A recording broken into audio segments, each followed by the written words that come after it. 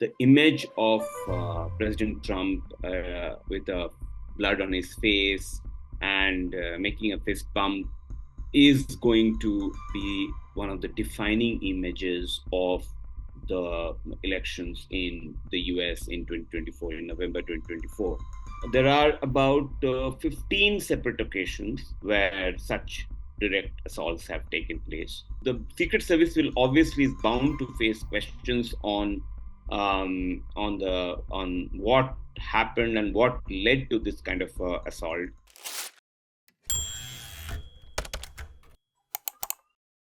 Hello, viewers, readers, and listeners of the Indian Express. I am Flora Swai, and we have breaking news from the United States today where an assassination attempt was made on the Republican candidate and US former President Donald Trump.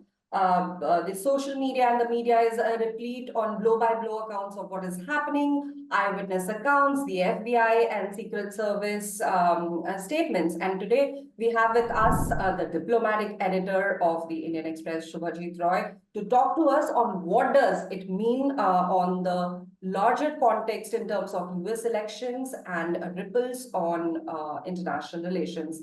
Shubhajit, tell us what is the story so far from the after the shooting happened in Pennsylvania late on Saturday for US and early in the morning in India. Yeah, the facts as we know is that a gunman fired shots at the stage where former President Donald Trump was speaking at a rally.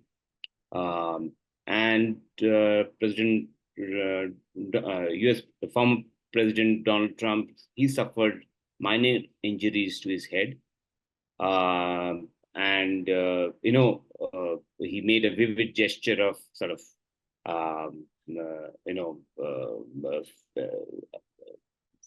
putting his fist in the air before the Secret Service sort of whisked him away from the scene. Yeah. A rally goer was killed and two others have been wounded. The shooter has been shot dead. And as per last information, he was been identified as a 20-year-old man. Now, this kind of incident has taken place in a rural western Pennsylvania county called Butler. Yeah. And that particular county is a very small place of about 13,000 people. It's mostly a Republican base. As per the last sort of elections, if one goes by the results of that particular place. And it's a farm ground where a small stage was set up with some a small press corps and about not more than 200, 250, 300 people. And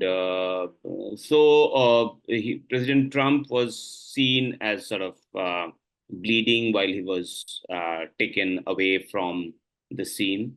The incident happened about 6:15 p.m. Only just about a couple of minutes after he started speaking at the rally. So he sort of remained down for a minute, surrounded by Secret Service agents, and then he stood back up later, supported by the agents. He appeared injured, and blood was on his face. Then the former president gave a fist pump, and he was ushered off the stage and whisked away in an SUV. Secret Service has sort of confirmed that a suspected shooter fired multiple shots towards the stage from an elevated position outside of the rally venue. Secret Service personnel have neutralized the shooter, who is now deceased. This is a statement from the Secret Service spokesperson. Now, according to media reports, an AR-15 type semi-automatic rifle was recovered from what is said to be a deceased white male, which the Secret Service believes was the gunman at the scene. Um, the FBI is going to conduct a probe in cooperation with the police, local police, and so as a result, now U.S. President Joe Biden, he has condemned attacks. He said that there's no place in America for this kind of violence. It's sick. We cannot allow for this to be happening. We cannot be like this. We cannot condone this. So these are President Biden's exact words. He was at his Delaware beach home for the weekend, and was in a Saturday mass when the shooting took place. And he was briefed on the situation after, and then he kind of was going to the White House. White House also said that Biden and Trump have spoken on the phone, but no details were sort of released about what they discussed. And so that's the sort of broadly what happened. And we've seen reactions from India. Indian Prime Minister Narendra Modi, he put out a tweet where he strongly condemned the incident and said that violence has no place in politics and democracies. So that has been the Indian reaction so far. Other world leaders have also condemned the incident. Keir Starmer, the Israeli Prime Minister Netanyahu, he has condemned the incident. Then, so there are several leaders. Also, Canadian Prime Minister Justin Trudeau, he's also sort of condemned, denounced all forms of political violence. Now, in the US, there's been almost a bipartisan condemnation, starting from former President Barack Obama to the Senate Speaker Johnson, Senate Majority Leader Chuck Schumer, Senate Minority Leader Mitch McConnell. So they've all roundly condemned this particular attack. And so that's where we are right now. Absolutely. The Secret Service has come up with a statement now, and the FBI has also, categorized this as a proper assassination attempt. Reuters is now alerting that the FBI has identified Thomas Matthew Crooks as the subject involved. Within double quotes, of course. This is just an alert by news agency Reuters, as per say. But Shubhajit, what I would want to ask you is, US has this precedence of assassination attempts, especially by shooting on presidents and governors. There have been 4 US presidents who have been assassinated by shooting. But and this entire thing began somewhere around the early 1900s, from 1912, and now we are in 2024. Would you call this a security lapse? As in, where does the Secret Service stand that, despite all the cutting edge technology, despite their intelligence, despite the local police authorities, the FBI and the Secret Service, assassination attempts are still happening? I mean, it's been 52 years now since the last attack, but still they are happening. Yeah, Flora, as you rightly said, there have been precedent of sort of assassination attempts, or what can be called as direct assaults against presidents, presidents-elect, and candidates in the last 100 years or so. There are about 15 separate occasions where such direct assaults have taken place. And the last president to face a direct attack was Ronald Reagan in 1981. It was a near fatal shooting that he sort of survived. But other presidents have also, have faced such direct assaults. The two most famous presidents who were killed were Abraham Lincoln, of course, and JFK, John F. Kennedy. And but later in 1912, you rightly pointed out, Theodore Roosevelt, he was when he was seeking the presidency after being out of office for nearly 4 years as a presidential candidate, just like President Trump, former President Trump. He has also had survived the attempt. Now, so attacks on presidents, targeted assaults on presidents have been common. Bill Clinton was sort of target of assault when White House was fired upon in 1994. And during George W. Bush in 2005, he also faced an attack when an attacker actually tossed a grenade, which did not explode. That was that, but that happened in at a public gathering in Georgia in 2005, when he was meeting the president of Georgia at a public gathering.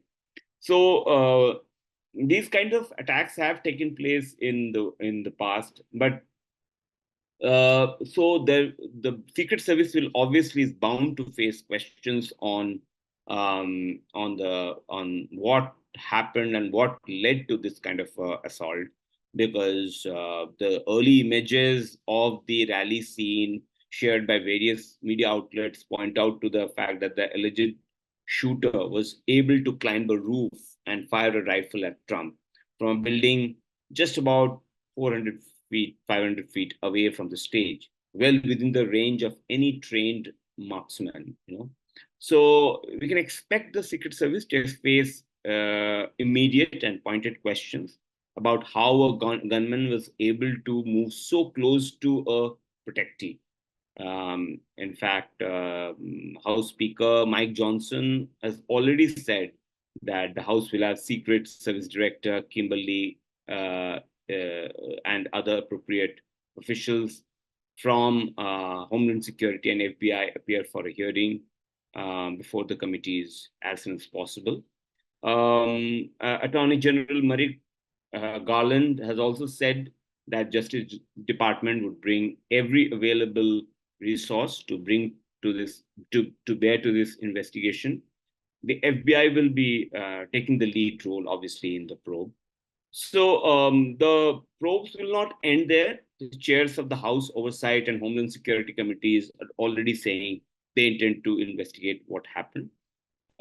So we can expect the law enforcement officials to focus immediately on identifying who pulled the trigger and why. So the motive will be to establish a motive will be important, but that may be a more complicated sort of task than it might seem, potentially involving forensic methods to identify both the shooter and the origin of his gun, and also sort of what could have led him to undertake this sort of attempt.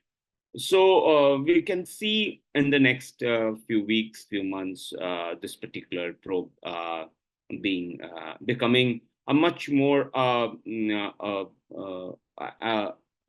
job by the high priority task by the administration, obviously under pressure from the opposition, from the Republicans, and for the country as well. And it's election season. We might see this particular incident to be a pivotal moment in the US elections. Before we move to the impact on the 5th of November elections of this assassination attempt, Shubhajit, I want to ask you कि आपको क्या लगता है कि इस attempt के पीछे motive क्या हो सकता है? मोटिव मतलब अभी तो कहना इज डिफिकल्ट, बट क्या मोटिव हो सकता है? अभी हमारे पास जो जानकारी है उसमें हमें बस ये पता है कि ये एक 20 साल के एक वाइट मेल शूटर थे। इसके बियॉन्ड हमारे पास कोई और तथ्य नहीं है। सो अभी ये कहना बड़ा मुश्किल है कि इसका मोटिव क्या है। How do you see this assassination attempt in the long run to the US presidential elections and its results, and of course, the impact on US voters? Well, there's no doubt all that the image of President Trump with blood on his face and making a fist bump is going to be one of the defining images of the elections in the US in 2024, in November 2024. There is no doubt about that. We'll have to see if this turns out to be the pivotal moment for the elections. Already, we know that US President Biden has been polling badly or poorly behind President Trump.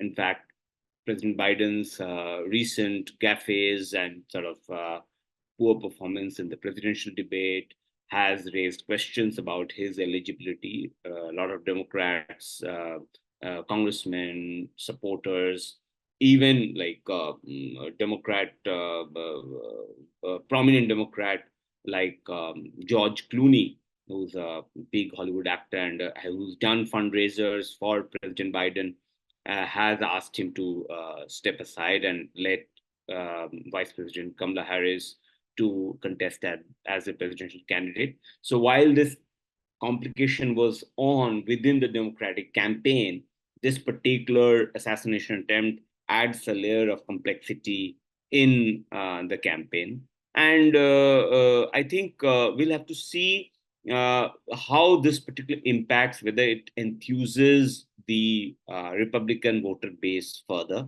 and it gives much more ballast um, to U.S. President, former U.S. President Donald Trump's campaign.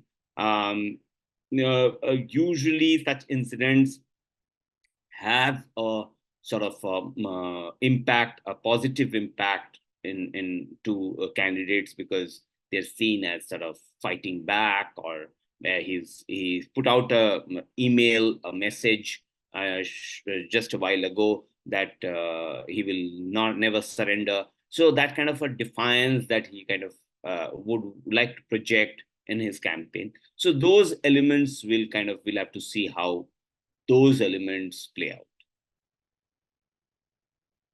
Shubhajit, there are reports of Trump's body language right after the assassination. You know, when he was surrounded by the body shields of security service, but he still got up and he, you know, pumped his fist in the air and apparently mouthed the words "fight, fight, fight." And you know, there are reactions on it that, you know, what would you have to say about that? Well, obviously, his message that he put out, that will never surrender, and he did a fist bump. That is instinctive reaction, as sort of it speaks about himself. You know that he's as a nature, he doesn't want to be bullied or cowed down, and he sees himself as a very powerful. So he tries to project that power image, and let's that sort of, that is instinctive reaction. So I think we'll see more of that in the coming weeks and months of the campaign, where he will obviously use this opportunity, use this image of him, as an act of defiance. And this assassination attempt might be an important turning point in his campaign. Absolutely. Also, that you know, his team is already sharing videos and pictures on social media where he's out in the New York airport. He has an event to access to attend in Texas. So I think, like you said, it's a moment of defiance for him that, you know, I am going to rise up no matter what, even if there are attempts on my life. At the same time, Shubhajit, talking about security lapses and attempts on the lives of political leaders, what message do you think this sends to global leaders? Because if you remember, right after Iranian President Ibrahim Raisi's helicopter crash, There were debates about, the health of the helicopters and, of world leaders throughout. Everyone underwent a maintenance check to see if their equipment is functioning. What do you think this assassination attempt tells the other world leaders? Well, it's a very, there are a lot of conspiracy theories, and one should not pay too much attention to these conspiracy theories because, each incident is different. Each incident needs to be analyzed based on the facts of that particular incident. So, this incident is radically different from the Iranian president's chopper crash. So, social media is full of such conspiracy theories, but I think we have to assess and weight the facts of the case, how they come out, and that's what will tell us the real story.